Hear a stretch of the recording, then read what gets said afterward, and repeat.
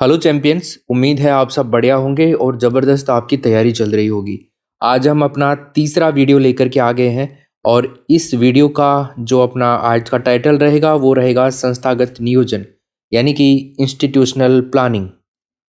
इस चैप्टर से आपके एग्जाम में मित्रों एक प्रश्न अवश्य रूप से पूछा जाएगा, तो थोड़ा केयरफुली आज इस क्लास को अच्छे से लीजिएगा और आप इस एक प्रश्न को सही कर सकते हैं एग्जाम में। थोड़ा सा मैं आपको क्लास नंबर 1 पे लेकर के चलूँगा। कुछ आपके डाउट्स थे उनको अपन क्लियर कर देते हैं। वहाँ पे क्वेश्चन नंबर 15 था, तो इसका आंसर आप लोग डी मानेंगे सही। ठीक है, कप्तान की भूमिका भी होती है एक प्रधानाध्यापक की विद्यालय के अंदर, मुखिया की भी होती है और सेनापति की भी होती है। उसके अलावा एक क्वेश्चन नंबर 18 और एक क्वेश्चन नंबर 20, ये दोनों क्वेश्चन अपना जो फर्स्ट चैप्टर था उसमें रिपीट हो गए थे और इन दोनों का आंसर उपरोक्त सभी हम करेंगे। हालांकि पीडीएफ में अब अपडेट कर दिया गया है, एक क्वेश्चन को यहाँ से हटा दिया गया है, दूसरा क्वेश्चन इसमें ऐड कर दिया गया है। जिसने भी आरपीएससी हिंदी एप्लीकेशन डाउनलोड कर रखा है, वहाँ से आपने पीडीएफ ली है, तो उस पीडीएफ में अब आपको ये अपडेट मिल जाएगा। 18 और 20 नंबर के क्वेश्चन में एक ही क्वेश्चन अब आपको मिलेगा और बाकी सारे सही हैं। ये पीडीएफ आपको ऐसे कैसे दो फॉर्मेट में मिलती है, एक तो विदाउट आंसर और एक विद आंसर। विदाउट आंसर वाली पीडीएफ को आप निकलवा करके प्रैक्टिस कर सकते हो। और अब चलते हैं अपन आगे, आज की क्लास को शुरू करते हैं विदाउट वेस्टिंग योर टाइम। तो फ्रेंड्स, आज का जो क्वेश्चन है अपना, क्वेश्चन पूछने से पहले एक बार मैं संस्थागत नियोजन क्या है इसको थोड़ा सा क्लियर कर देता हूं, ताकि आपको प्रश्नों का उत्तर देने में थोड़ी आसानी रहे। दोस्तों, इस क्लास में लास्ट तक आप इस क्लास को देखना। लास्ट में मैं आपको कुछ 2-3 क्वेश्चंस भी करवाऊंगा जो अपने रिसेंट जो फर्स्ट ग्रेड का एग्जाम हुआ है उसमें पूछे गए हैं, तो वो क्वेश्चन मैं आपको लास्ट में करवाऊंगा। देखिए दोस्तों, हमारी जो कंट्री है, हमारा जो देश है, वो है विकासशील देश। कौन सा देश है? विकासशील देश है। और विकासशील होने के नाते नियोजन को अपनाना, प्लानिंग को अपनाना हमें बहुत ज़्यादा जरूरी है। देखिए, कोई भी संगठन होता है अपने उद्देश्य को प्राप्त करने के लिए अपने जो सीमित उपलब्ध संसाधन है उनके आधार पर एक कार्य योजना बनाता है, या फिर हम कह सकते हैं एक व्यूह रचना बनाता है, और इस कार्य योजना या व्यूह रचना को लागू करने के लिए निर्णय लेता है। और इन सभी गतिविधियों को ही हम क्या कहते हैं? नियोजन कहते हैं। और ये नियोजन कहाँ होता है? कोई भी संस्था के अंदर, कोई भी ऑर्गेनाइजेशन के अंदर। तो याद रखिए, शैक्षिक प्रशासन के क्षेत्र में नियोजन से अच्छे निर्णय लिए जाते हैं और निर्णयों से अधिक संतुष्टि वाले परिणाम हमारे को सामने देखने को मिलते हैं। भाई, हम कोई भी काम प्लानिंग के साथ में करेंगे ना, ऐसे ही उठ करके मान लीजिए आप लोग पढ़ाई कर रहे हो और आज आपने सोच लिया आज अपन मैनेजमेंट के अंदर कुछ भी पढ़ लेंगे, ठीक है? तो खोला आपने, बुक को खोला और कोई भी पेज नंबर 37 आ गया, मान लीजिए 37 नंबर के पेज को उठा करके आपने पढ़ना शुरू कर दिया। फिर आप थोड़ी देर बाद में, अरे यार ये तो बोरिंग सा लग रहा है, 77 नंबर का पेज पढ़ते हैं अपन।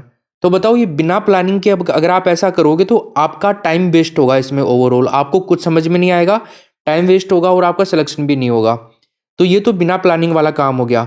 लेकिन अगर आप प्लानिंग करते हैं कि नहीं, मैं आज से ये डिसीजन लेता हूं कि आरपीएससी हिंदी यूट्यूब चैनल पर जो मैनेजमेंट के क्वेश्चंस करवाए जा रहे हैं उन क्वेश्चंस को मैं डेली 1 घंटा जरूर दूंगा, आरपीएससी हिंदी यूट्यूब चैनल को जरूर से दूंगा।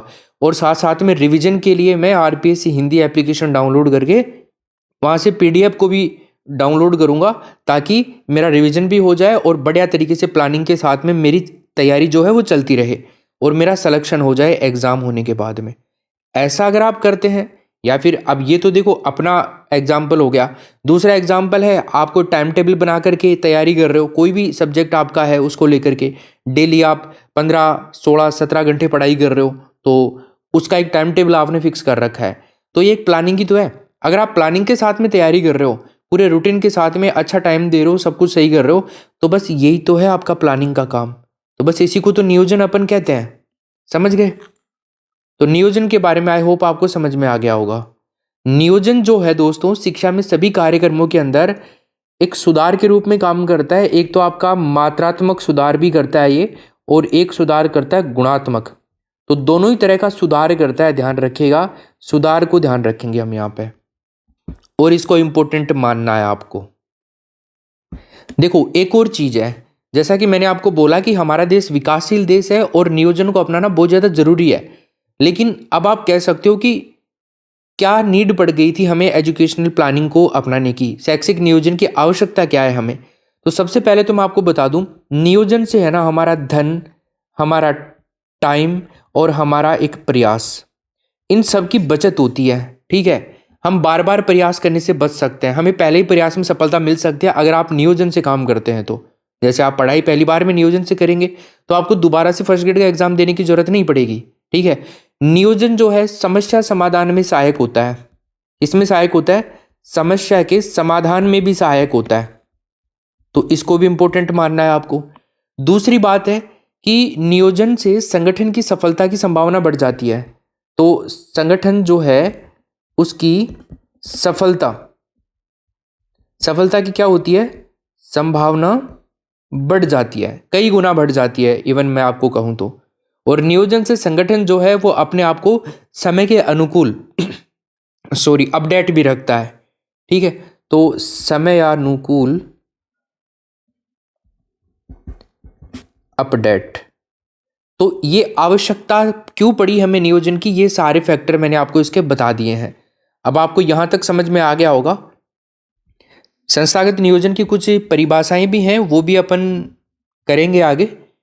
तो अब चलते हैं अपन आगे। अगर आपने चैनल को सब्सक्राइब अभी तक नहीं किया है तो आप चैनल को सब्सक्राइब जरूर कर ले मित्रों, क्योंकि यहाँ पर आप लोगों को क्वालिटी से भरपूर क्वेश्चंस करवाए जा रहे हैं। और भी कुछ इंपॉर्टेंट, जैसे आपके फर्स्ट पेपर में कई सारी चीज़ें हैं जिनसे ज़्यादा प्रश्न पूछे जा सकते हैं, कुछ इंपॉर्टेंट पॉइंट्स हैं, कुछ इंपॉर्टेंट टॉपिक्स हैं, आपके कोई भी सब्जेक्ट ले लीजिए फर्स्ट ग्रेड का, उनको भी मैं यहाँ पर आपको करवाऊंगा, तो आप निश्चिंत रहिए।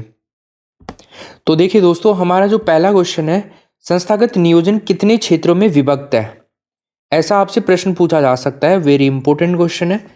तो अगर ऐसा कोई क्वेश्चन आपके एग्जाम में आए तो आप क्या बताएंगे, तो आप बताएंगे दोस्तों 4। तो संस्थागत नियोजन जो है ये आपका 4 क्षेत्रों में विभक्त है। देखो, हमारे राजस्थान में शिक्षा विभाग जो है उसने प्रत्येक विद्यालय के अंदर क्या कर रखा है दोस्तों, वार्षिक विद्यालय योजना तैयार करने के निर्देश दे रखे हैं। और वो जो वार्षिक योजना जो है ना वो तैयार की जाती है इन 4 क्षेत्रों के आधार पर। इन 4 क्षेत्रों के बारे में भी मैं आपको बता देता हूं। नंबर 1 है अपना शैक्षिक क्षेत्र, शैक्षिक क्षेत्र। 2 नंबर पर आता है मित्रों सह शैक्षिक क्षेत्र, सह शैक्षिक क्षेत्र। और 3 नंबर पर अपना आता है भौतिक क्षेत्र। एंड 4 नंबर पर आता है विविध क्षेत्र, विविध क्षेत्र। तो ये बहुत इंपॉर्टेंट प्रश्न है। इन सबको शामिल करते हुए विद्यालय अपनी वार्षिक योजना बनाएगा, ऐसा अपने राजस्थान में शिक्षा विभाग के आदेश हैं वार्षिक योजना विद्यालय के अंदर तैयार करने हेतु। तो ये 4 क्षेत्रों के आधार पर आपको वार्षिक योजना तैयार करनी होती है। अब आप कहेंगे सर शैक्षिक क्षेत्र का मतलब क्या है, तो मैं आपको थोड़ा सा क्लियर कर दूं। यहाँ पे शैक्षिक क्षेत्र में देखो, एक तो हमारा जो पाठ्यक्रम होता है ना, सिलेबस, पाठ्यक्रम, उसका विभाजन जो है वो इसमें आता है। गृह कार्य के अंदर सुधार आ जाएगा, है ना। जैसे TLM है, उसका एक प्रभावी उपयोग, टीचिंग लर्निंग मेथड जो होते हैं ना TLM, उनका एक प्रभावी उपयोग आप कह सकते हो। इसके अलावा जो अध्यापक की दैनिक डायरी होती है वो किस हिसाब से बच्चे के सामने प्रस्तुत करता है, कैसे कैसे नई नई चीज़ें रोज डाल करके देता है बच्चे को, तो वो भी शैक्षिक क्षेत्र में आता है। ठीक है, गृह कार्य में सुधार हो गया। जो नामांकन है, नामांकन होते हैं विद्यालय के अंदर नए नए, उनमें वृद्धि या फिर वृद्धि बिल्कुल हो ही नहीं रही है, या फिर बिल्कुल लिमिट में हो रही है, या फिर कहें कि हम माइनस में जा रहे हैं बच्चों की वृद्धि स्कूल के अंदर साल दर साल, और ऐसा हो रहा है सरकारी स्कूलों में। ठीक है, निदानात्मक परीक्षण भी आते हैं इसमें और उपचारात्मक परीक्षण भी इसी में आते हैं शैक्षिक क्षेत्र में। उसके अलावा अगर सह शैक्षिक क्षेत्र की मैं बात करता हूँ तो सह शैक्षिक क्षेत्र में दोस्तों एक तो स्काउटिंग भी आ जाएगी, स्काउटिंग आ जाएगी। उसके अलावा जो इको क्लब होते हैं, इको क्लब, वो भी इसके अंदर आ जाएंगे। प्रार्थना सभा की अगर बात की जाए तो प्रार्थना सभा भी आपकी सह शैक्षिक क्षेत्र में आती है ना। इसके अलावा जो खेलकूद की व्यवस्था है, खेलकूद की जो व्यवस्था है ना, वो भी दोस्तों इसी के अंदर आती है। एनसीसी वाला भी इसी में आता है, स्काउटिंग वाला इसमें आ रहा है तो एनसीसी का भी इसी में आएगा, है ना। जो SUPW कैंप आते हैं ना वो भी इसी में आते हैं। कोई भी उत्सव मनाए जाते हैं, जयंतियां मनाई जाती हैं, वो भी आपके सह शैक्षिक क्षेत्रों के अंदर ही दोस्तों आते हैं। PTM आपका MTM जो होता है ना, PTM, वो भी इसी में आता है। इसके अलावा भौतिक क्षेत्र की अगर हम बात करते हैं तो फ्रेंड्स भौतिक क्षेत्र में आप नाम से पता लग रहा है, इसमें एक तो भवन का निर्माण आ जाएगा, इसके अलावा पानी की टंकी आ जाएगी, इसमें साइकिल का स्टैंड, साइकिल कहाँ पर खड़े किए जाएं बच्चों के, उनके स्टैंड जो है वो आ जाएंगे, खेल का मैदान इसमें आ जाएगा, खेल कूद की व्यवस्था यहाँ पर आएगी दोस्तों, लेकिन खेल कूद मैदान की बात आएगी तो भौतिक क्षेत्र में आएगा, मैदान भौतिक है ना। वृक्षारोपण आ जाएगा, ये अभी क्वेश्चन आपसे पूछा जाएगा, उसमें और सारी चीज़ें क्लियर हो जाएंगी इसमें, ठीक है। इसके अलावा विविध क्षेत्र की हम बात करें तो जो भी राष्ट्रीय महत्व के कार्यक्रम है, उनकी योजनाएं हैं, उनको इसमें शामिल किया जाता है। वो शिक्षा विभाग जो है उसके अपेक्षित जो कार्यक्रम होते हैं उनमें डिसीजन होता है इन सब का, ठीक है। तो पहला प्रश्न अपना क्लियर है, आगे चलते हैं। 2 नंबर का प्रश्न देखिए, इसमें पूछ रहा है कि भारत में सर्वप्रथम विद्यालय योजना की अभिशंसा किस आयोग ने करी थी। तो सबसे पहले भारत में विद्यालय योजना की अभिशंसा की बात आए तो फिर क्या करेंगे। क्या आप जानते हैं मित्रों कोठारी आयोग के बारे में। कोठारी आयोग ही इस क्वेश्चन का सही उत्तर होगा। भारत सरकार ने डॉक्टर दौलत सिंह कोठारी की अध्यक्षता में शिक्षा के क्षेत्र में सुधार करने के लिए एक आयोग बनाया था, और जिसी का नाम आपका क्या है, उसी का नाम है आपका कोठारी आयोग, या फिर हम कहें इसको राष्ट्रीय शिक्षा आयोग के नाम से भी जान सकते हैं। किस नाम से जान सकते हैं, राष्ट्रीय शिक्षा आयोग, राष्ट्रीय शिक्षा आयोग भी हम इसको कह सकते हैं। देखिए दोस्तों, इन सब के बारे में मैंने पहली क्लास जो हुई थी अपनी उसमें भी डिस्कस किया था। अगर आप पूरी क्लासेज ले रहे हैं तो आपको अच्छे से पता होगा।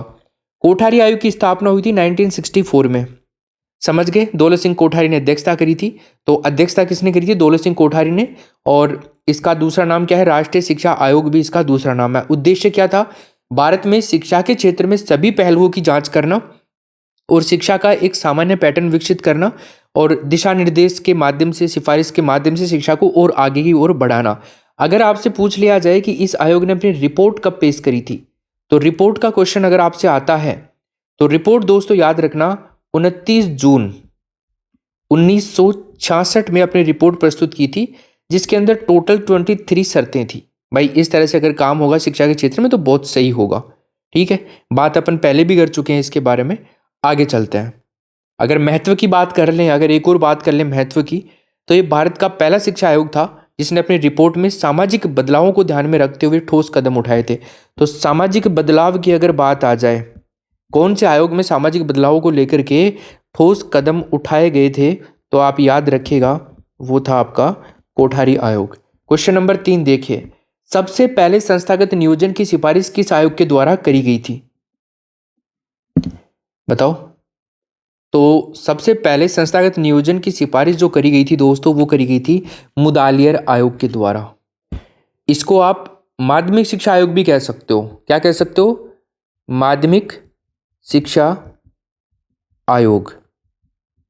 इसको हम क्या कह सकते हैं मित्रों, माध्यमिक शिक्षा आयोग भी कह सकते हैं। एक व्यक्ति थे, हालांकि इसके बारे में भी मैं आपको बता चुका हूं पहली क्लास में, लेकिन फिर से एक बार बता देता हूं। डॉक्टर लक्ष्मण स्वामी मुदालियर, डॉक्टर लक्ष्मण स्वामी मुदालियर थे, उनके ही नाम पर इसको मुदालियर आयोग कहा गया था। अगर इसकी स्थापना के बारे में आपसे पूछ ले तो इसकी स्थापना हुई थी दोस्तों 23 सितंबर, याद आ रहा है ना 1952। मैंने कहा था कि चुनाव भी इसी साल में हुए थे पहले भारत के। तो इस आयोग का मकसद था देश की शिक्षा प्रणाली में बदलाव लाना और उसको बेहतर बनाना, ठीक।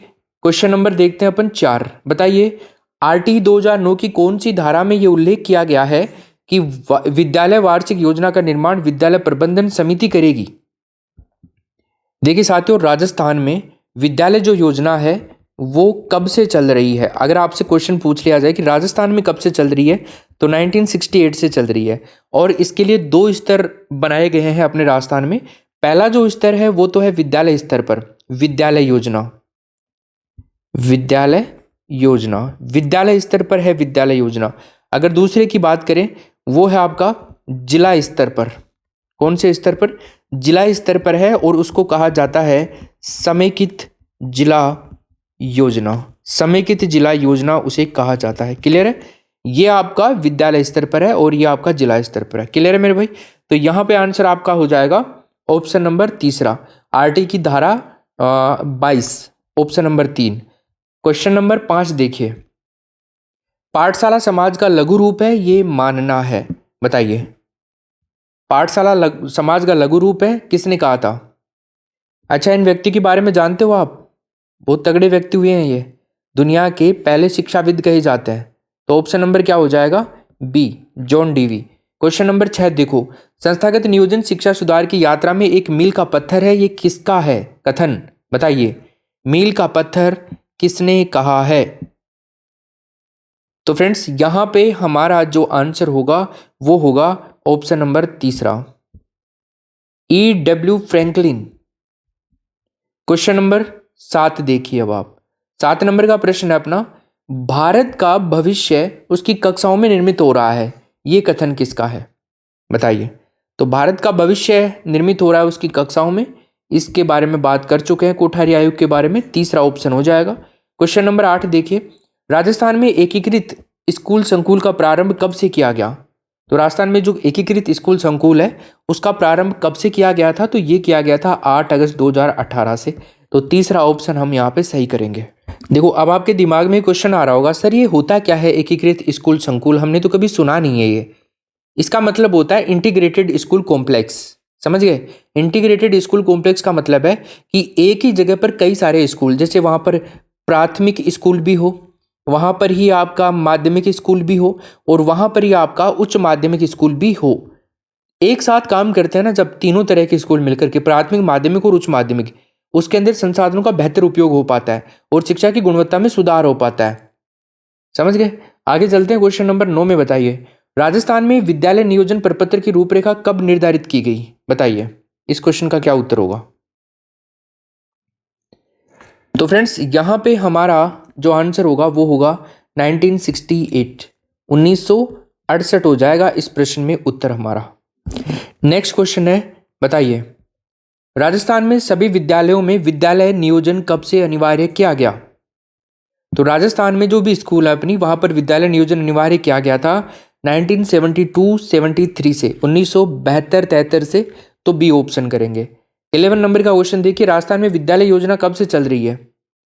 तो अगर हमसे पूछ ले कि राजस्थान में विद्यालय योजना कब से चल रही है, तो हम बताएंगे मित्रों 1968, 1968 से चल रही है। क्वेश्चन नंबर 12, कौन सी योजनाओं को परिदृश्य या पर्सपेक्टिव कहा जाता है? लघु योजनाओं को, दीर्घकालीन योजनाओं को, या सूक्ष्म योजनाओं को?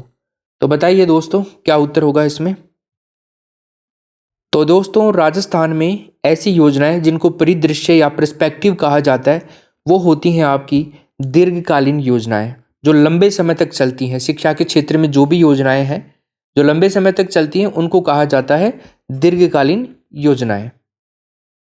दोस्तों, मेरे को एक और चीज़ याद आ रही है, ये क्वेश्चन रिपीट हो गया आपका, लेकिन कोई बात नहीं है। एक मैं आपको चीज़ बताता हूँ यहाँ पे, बहुत इंपॉर्टेंट, ध्यान दीजिएगा। संस्थागत नियोजन के अगर आपको सोपान पूछ ले, क्योंकि पूछ सकता है, बताइए निम्न में से कौन सा सोपान संस्थागत नियोजन का नहीं है, तो हम वहाँ पे दिक्कत आ जाएगी। तो यहाँ पे मैं आपको संस्थागत नियोजन के सोपान बता रहा हूँ। एक सोपान तो है आपका विश्लेषण। क्या है? विश्लेषण है। दूसरा सोपान है मित्रों सर्वेक्षण। तीसरा जो सोपान है, क्रम भी याद रखिएगा, कार्यक्रम। ठीक है? या फिर मैं कहूँ योजना बनाना, योजना निर्माण या योजना बनाना। चौथा जो है हमारा वो है क्रियान्वयन, योजना का निर्माण करने के बाद में उसका क्रियान्वयन करना। और पांचवा जो है वो मूल्यांकन, कंप्लीट काम होने के बाद में फिर एवल्यूशन का काम आ जाता है, मूल्यांकन का काम आ जाता है। तो इस संस्थागत नियोजन के क्या है दोस्तों? सोपान है। आप इस क्वेश्चन की जगह इस क्वेश्चन को ऐड कर लो कि सर ने क्या पूछा है यहाँ पे, संस्थागत नियोजन के सोपान। क्लियर है? ओके, अगला क्वेश्चन देखिए। अब आप संस्थागत नियोजन का उद्देश्य पूछ रहा है इस प्रश्न में अपने से, तो बताइए संस्थागत नियोजन का उद्देश्य क्या है? देखो, संस्थागत नियोजन का एक महत्वपूर्ण उद्देश्य बहुत ज्यादा इंपॉर्टेंट है, वो होता है शैक्षिक व्यवस्था में सुधार करना। क्या करना? तो यहां पर तो शैक्षिक व्यवस्था करना, और शैक्षिक व्यवस्था में सुधार भी आ जाए ना, तो वो भी हमारा बेटर आंसर हो सकता है इसमें। शैक्षिक गतिविधियों का आयोजन करना, विद्यालय की समस्याओं का समाधान करना, तो उपरोक्त सभी ही करेंगे हम इसमें।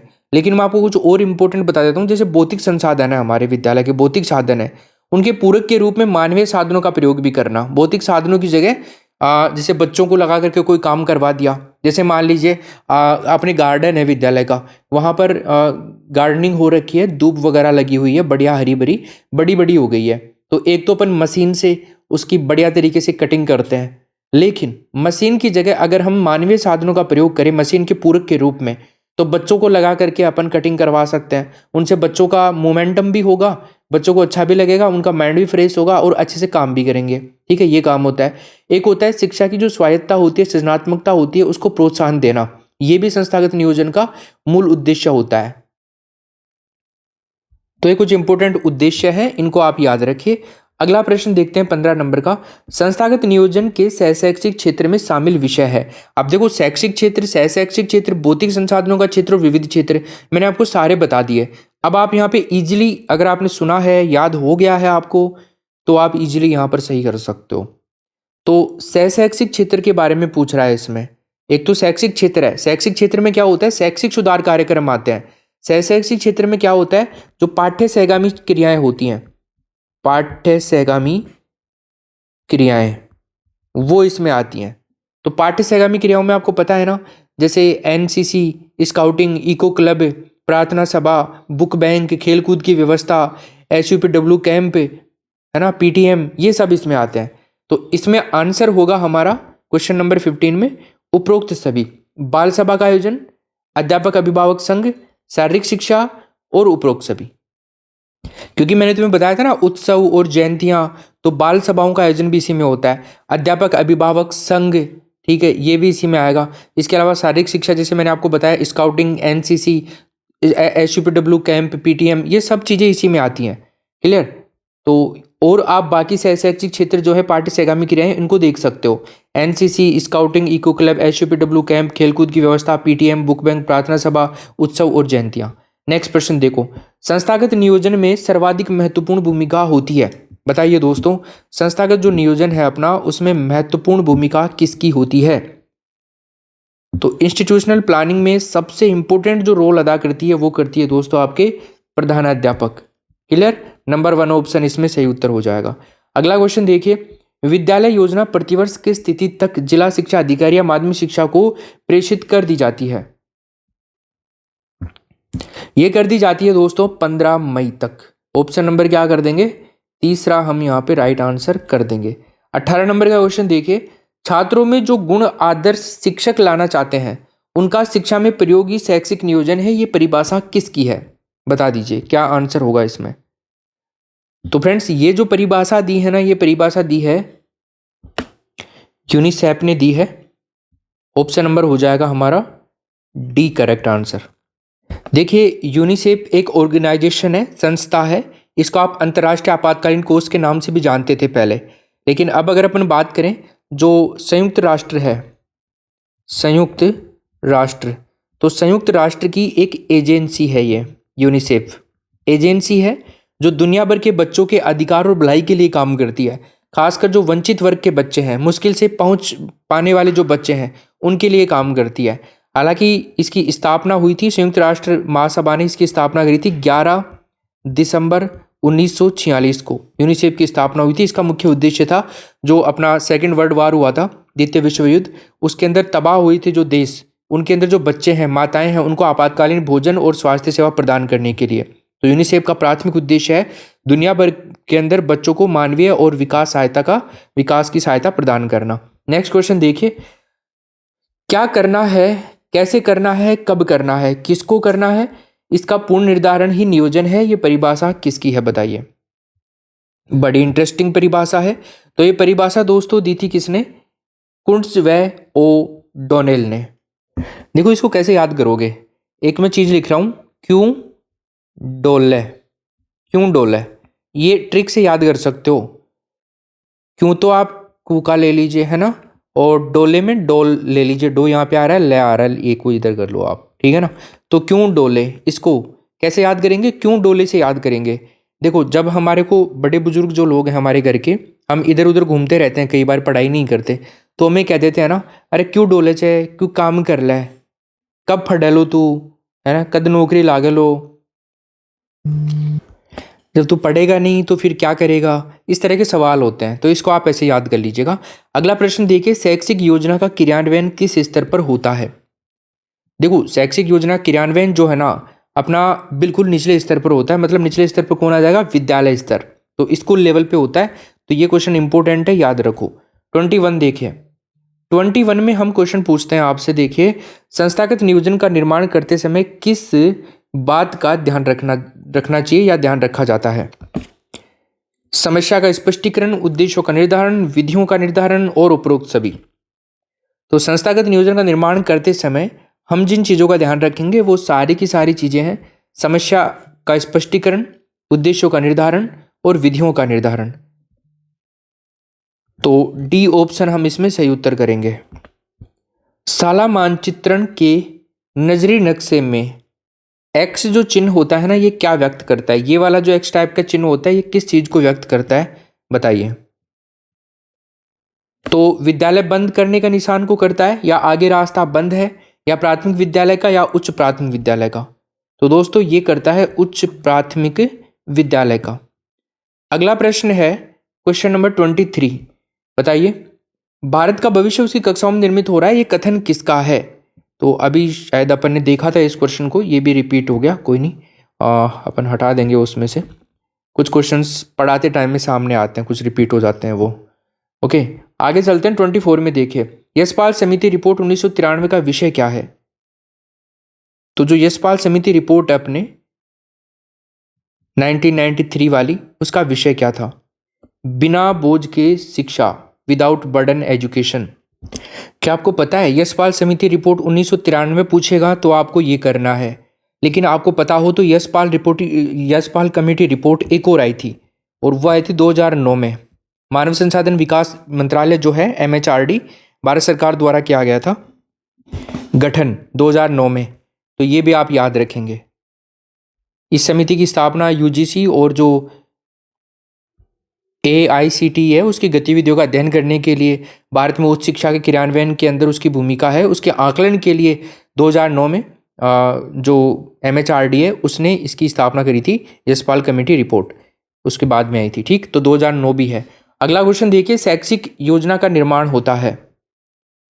तो शैक्षिक योजना का जो निर्माण है आपका, एक तो यहाँ पर दे रखा है विस्तृत, मैक्रो, राज्य और राष्ट्रीय स्तर पर, स्टेट लेवल पे भी और अपने पूरे देश के स्तर पर भी अगर देखें तो। एक होता है माइक्रो, सूक्ष्म, इकाई संस्थागत नियोजन, एक यूनिट के रूप में, और आपका इंस्टीट्यूशनल प्लानिंग के रूप में। तो शैक्षिक योजना का निर्माण दोनों ही तरह से होता है। 1 और 2 हमारा तीसरा ऑप्शन इसमें सही उत्तर करेंगे। अगला देखिए, शैक्षिक नियोजन क्या है। शैक्षिक नियोजन है, तो अगर आपसे पूछे कि शैक्षिक नियोजन क्या है, शैक्षिक नियोजन लक्ष्य आधारित पूर्ति भी है, समन्वित प्रक्रिया के रूप में भी काम करता है, और सतत प्रक्रिया भी है शैक्षिक नियोजन। तीनों ही पॉइंट इंपॉर्टेंट है, इनको इंपॉर्टेंट मानना है और इनको याद करना है। दोस्तों मैं यहाँ से एक प्रश्न और पूछता हूँ आपसे, क्या आपको पता है संस्थागत नियोजन जो है उसके प्रकार कितने होते हैं। संस्थागत नियोजन के प्रकार के बारे में अगर आपसे पूछा जाए तो आप क्या बताएंगे। संस्थागत नियोजन के प्रकार होते हैं मित्रों 2। कितने होते हैं, 2। एक तो होता है आपका अल्पकालीन नियोजन, और एक होता है दीर्घकालीन नियोजन। दीर्घकालीन नियोजन, तो अल्पकालीन जो नियोजन है ना, ये एक शैक्षिक सत्र के लिए बनाया जाता है। तो शैक्षिक सत्र के लिए बनाया जाता है, और वो है एक। दीर्घकालीन जो नियोजन होता है ना, वो आपका 3 या फिर 3 से ज़्यादा शैक्षिक सत्रों के लिए इसका निर्माण किया जाता है। तो ये 2 संस्थागत नियोजन के प्रकार होते हैं, अल्पकालीन और दीर्घकालीन। क्लियर है। लेकिन अगर यहाँ पर आपसे पूछ ले, राजस्थान शिक्षा विभाग के अंदर संस्थागत नियोजन की बात करी जाए कि कैसे काम करता है, तो आपको ध्यान रखना है, शिक्षा विभाग राजस्थान है, उसने विद्यालय वार्षिक योजना के निर्माण के लिए कुछ दिशा निर्देश दे रखे हैं। और ये प्रश्न मैंने आपको पूछ लिया है, जो RT एक्ट 2009 है उसकी जो धारा है, धारा नंबर 22, उसमें उल्लेख किया गया है कि शिक्षा के लिए वार्षिक योजना विद्यालय प्रबंध समिति के द्वारा 3 वर्ष के लिए बनाई जाती है। तो 3 वर्ष का ध्यान रखना राजस्थान के परिप्रेक्ष्य में। तो दोस्तों अगला अपना प्रश्न है, NCC, SUPW camp, PTM, eco club, ये सारे के सारे शैक्षिक नियोजन के कौन से क्षेत्र में शामिल हैं। तो अभी हमने इन सब के बारे में बढ़िया ढंग से देख लिया है। तो ये जो अपने आएंगे दोस्तों अपने सह शैक्षिक क्षेत्र में शामिल हैं, तो तीसरा ऑप्शन इसमें हम सही करेंगे। अगला क्वेश्चन है 28 नंबर का, देखिए जरा। संस्थागत नियोजन के शैक्षिक क्षेत्र से संबंधित बिंदु बताइए, इनमें से कौन सा है।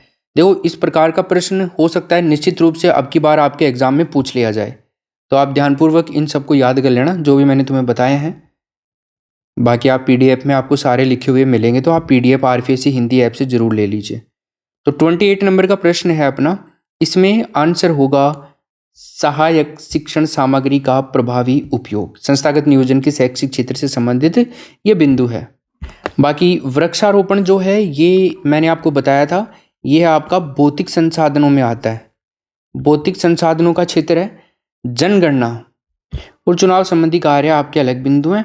तो अगला देखिए, शैक्षिक क्षेत्र सुधार कार्यक्रम में आप यहाँ पे देखेंगे तो अध्यापक दैनिक डायरी, पाठ्यक्रम विभाजन, गृह कार्य सुधार, नामांकन वृद्धि, ठहराव, श्रुत लेखावर्तनी सुधार, टीएलएम का प्रयोग, टीचिंग लर्निंग मटेरियल, और एक आपका उपचारात्मक शिक्षण और एक आपका निदानात्मक शिक्षण, ये सारे इसमें आता है।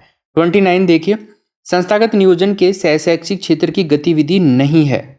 बताओ कौन सी गतिविधि नहीं है इसमें। 29 में क्या उत्तर होगा। एक तो आपका है इसमें सांस्कृतिक या साहित्यिक कार्यक्रम, पुस्तकालय या वाचनालय, मध्याह्न भोजन योजना जो एमडीएम है, और लेख या वर्तनी सुधार। तो शैक्षिक क्षेत्र की गतिविधियों के बारे में सारे अपन जान चुके हैं। यहाँ पर आपका उत्तर हो जाएगा डी ऑप्शन, लेख या वर्तनी सुधार जो है आपका, ये किस में आता है, शैक्षिक क्षेत्र में आता है। ये किस में आता है भाई, शैक्षिक क्षेत्र के अंदर आता है। बाकी सारे आपके शैक्षिक में आ जाएंगे। अगला देखिए, संस्थागत नियोजन के भौतिक क्षेत्र की गतिविधि नहीं है। अब भौतिक क्षेत्र की गतिविधि पूछ रहा है। भौतिक क्षेत्र की गतिविधि भवन निर्माण, पानी की टंकी, खेल का मैदान, फर्नीचर निर्माण, पुस्तकालय, छात्रावास निर्माण, और आपका प्रसाधन सुविधा है ना, साइकिल स्टैंड, सब चीज़ें मैंने बताई थी आपको। तो 30 नंबर का जो प्रश्न है अपना, इसमें हो जाएगा उत्सव और जयंतियाँ। उत्सव या जयंतियाँ आपका तीसरा हो जाएगा। उत्सव या जयंतियों की हम बात करें तो ये आता है किसमें, सह शैक्षिक क्षेत्र में आता है। ये सह शैक्षिक क्षेत्र में आता है। आप यहाँ पर देख सकते हो भौतिक संसाधनों का क्षेत्र में एक तो आपका भवन निर्माण हो जाएगा, खेल का मैदान, पानी की टंकी, वृक्षारोपण, साइकिल स्टैंड, फर्नीचर निर्माण, प्रसाधन सुविधा, पुस्तकालय निर्माण और छात्रावास निर्माण। नेक्स्ट प्रश्न देखिए दोस्तों, 31, संस्थागत नियोजन कैसा होना चाहिए बताइए। संस्थागत नियोजन की प्रकृति कैसी होनी चाहिए। एक तो आपका लचीला होना चाहिए, बिल्कुल होना चाहिए। समस्या के ऊपर केंद्रित करने वाला होना चाहिए, समस्या पे केंद्रित करने वाला होना चाहिए। तीसरा है विकास के सिद्धांतों पर आधारित होना चाहिए, और उपरोक्त सभी। तो बिल्कुल सही है, चारों के चारों पॉजिटिव पॉइंट हैं, तो हम इसमें डी करेंगे। 32 देखिए, राजस्थान में विद्यालय प्रबंध समिति कितने वर्ष के लिए विद्यालय योजना बनाती है। तो राजस्थान में विद्यालय प्रबंध समिति जो है कितने वर्ष के लिए बनाती है, अभी मैंने डिस्कस किया था थोड़ी देर पहले, अगर आपको याद हो तो। याद है ना, 3 वर्ष के लिए बनाती है। ऑप्शन नंबर हमारा तीसरा डी हो जाएगा। राजस्थान में विद्यालय नियोजन प्रपत्र की रूपरेखा कब निर्धारित की गई। तो राजस्थान में विद्यालय नियोजन प्रपत्र की जो रूपरेखा है वो आपकी निर्धारित की गई थी 1968 से, ठीक है ना, 1968। ऑप्शन नंबर थर्ड हो जाएगा। अगला देखिए 34 नंबर का, प्रार्थना सभा संस्थागत नियोजन के किस क्षेत्र का भाग है। प्रार्थना सभा जो है संस्थागत नियोजन के कौन से क्षेत्र का भाग है। तो प्रार्थना सभा दोस्तों आएगी आपकी सह शैक्षिक क्षेत्र यानी कि पाठ्य सहगामी क्रियाओं के अंदर आ जाएगी। तो पाठ्य सहगामी क्रियाएं हो जाएगा इसके अंदर आपका बी ऑप्शन। क्लियर है। अगला क्वेश्चन देखिए, एक विद्यालय के सुधार हेतु संस्थागत योजना तैयार करने में आवश्यक सोपानों के उपयुक्त क्रम का आपको करना है दोस्तों चयन। तो इसमें जो क्रम है वो है, एक तो योजना निर्माण, एक है विभिन्न संसाधनों एवं सामग्री का आकलन, एक है योजना की क्रियान्विति, एक है आवश्यकताओं का सर्वेक्षण, एक है योजना का मूल्यांकन। तो क्रम पूछ रहा है अपने को, सारे के सारे सही हैं लेकिन जो क्रम है वो आपको बताना है। तो सबसे पहले इसके अंदर देखा जाए तो जो आवश्यकताएं होती है ना उनका सर्वेक्षण किया जाता है। भाई सबसे पहली जो चीज़ है ना, कोई भी योजना बनानी है अपने को, तो वो क्यों बनाते हैं अपन, किसी चीज़ की अपने को आवश्यकता है तभी तो आगे अपन कोई भी डिसीजन लेते हैं। तो सबसे पहले नंबर पर आएगा आवश्यकताओं का सर्वेक्षण आ जाएगा। 2 नंबर पे आएगा जो विभिन्न संसाधन है और सामग्री है उनका आकलन। भाई जो भी हमारी आवश्यकता है उसके लिए जो संसाधन और सामग्री क्या क्या है उनका आकलन किया जाए, किसी चीज़ की कमी है तो उसकी पूर्ति की जाए और फिर हमारी आवश्यकता के अनुरूप हम जो भी नियोजन करेंगे वो आगे बढ़ेगा। तो 2 नंबर पे ये आ जाएगा। 3 नंबर पे अगर दोस्तों अपन बात करते हैं तो योजना का निर्माण किया जाएगा। फिर भाई संसाधनों की सामग्री की अगर पूर्ति हो जाती है आवश्यकता के अनुरूप तो फिर क्या हो जाता है, योजना का निर्माण होता है। फिर भाई सब कुछ चीज़ें हैं अपने पास में, अब योजना बनाइए कि इस काम को हम कैसे अंजाम देने वाले हैं। तो 3 नंबर पे ये आ जाएगा। 4 नंबर पे जो आएगा वो योजना की क्रियान्विति आएगा। योजना को हम किस तरह से हैंडल करने वाले हैं, किस तरह से हम योजना को क्रियान्वित करने वाले हैं।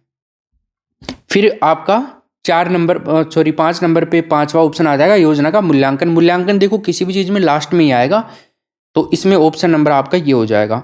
तो आप देख लीजिए, आप 1 2 मतलब 4 2 1 है ना, 3 और 5 ये वाला देखो कौन से में है।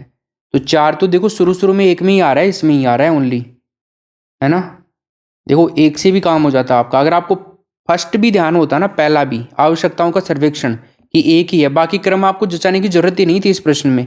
क्यों? क्योंकि चौथा नंबर का ऑप्शन है ना, देखो इसमें पहले में 1 आ रहा है, इसमें 2 आ रहा है, इसमें 1 आ रहा है, लेकिन 4 तो केवल तीसरे में आ रहा है। आपको आगे की देखने की जरूरत ही नहीं थी। अगर आपको पहले का पता था तो भाई फर्स्ट में यही आएगा 1 नंबर पे, आंख बंद करके आप तीसरा ऑप्शन कर सकते थे।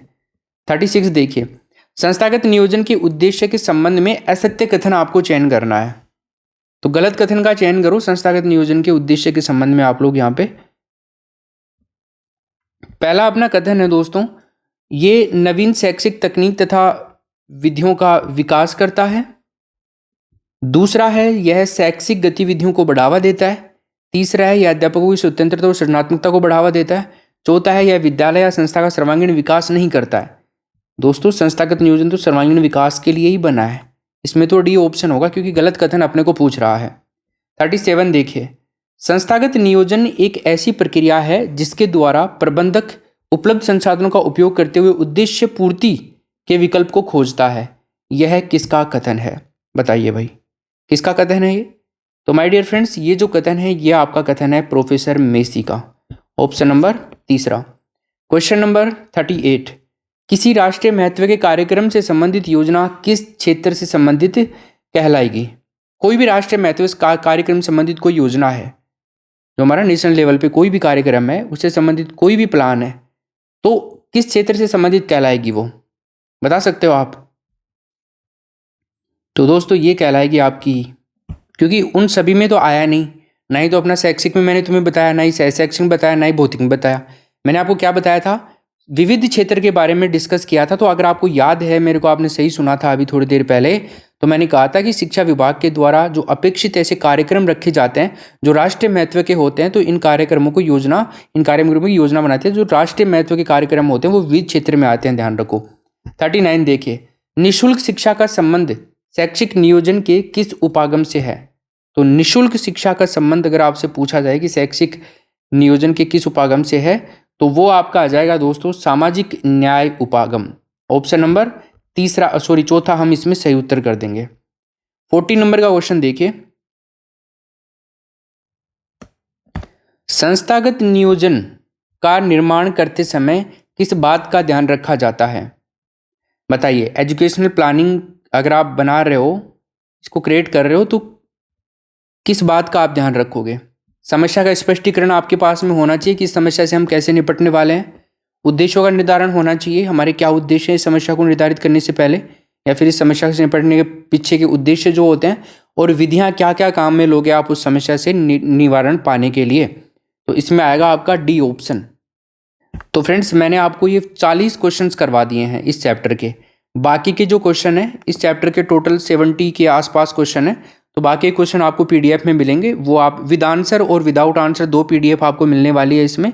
तो उनको आप लोग क्या करेंगे, आरपीएससी हिंदी अपना ऐप है, आरपीएससी हिंदी के नाम से, इस ऐप को आप डाउनलोड कर लीजिए अगर आपने नहीं किया है तो। और ये पीडीएफ आप पढ़ना जरूर से, इसका रिविजन आपको करना है। अब जैसा कि मैंने आपको कहा था कि लास्ट टाइम आपको कुछ प्रीवियस ईयर क्वेश्चन कराऊंगा, हालांकि इनमें प्रीवियस ईयर क्वेश्चन 3-4 तो हो चुके हैं, जो लगे हुए नहीं है लेकिन हो चुके हैं वो। तो एक तो देखो प्रीवियस ईयर क्वेश्चन कौन सा था, जो कि संस्कृत शिक्षा विभाग में स्कूल व्याख्याता वाली भर्ती हुई थी ना 2024 में, उसमें आया था। कौन सा? जो मैंने आपको करवा दिया है कि संस्थागत नियोजन के किस पक्ष में प्रार्थना सभा को सम्मिलित किया गया है। तो प्रार्थना सभा को किस में सम्मिलित किया गया है भाई? बताया था मैंने आपको, सहशैक्षिक क्षेत्र में आता है ना, सहशैक्षिक क्षेत्र नहीं मिलेगा तो आपको पाठ्य सहगामी क्रिया भी मिल सकता है, पाठ्य सहगामी क्रिया भी आपको वहाँ पे मिलेगा। लगभग जो प्रश्न पूछे जाते हैं आपके इनमें से पूछे जाते हैं, तो आप इन सब चीज़ों को ध्यान रखिएगा। और ये चैप्टर आपका मैंने करवा दिया है अच्छी तरीके से, बाकी इसके नोट्स भी मैं आपको उपलब्ध करवा दूंगा। आप चैनल को सब्सक्राइब करें और आरपीएससी हिंदी नाम से अपना टेलीग्राम ग्रुप है, आरपीएससी हिंदी नाम से टेलीग्राम ग्रुप है, डिस्क्रिप्शन में लिंक मिल जाएगा, उसको आप ज़रूर ज्वाइन कर लीजिए। ठीक है, चलिए, धन्यवाद, थैंक यू।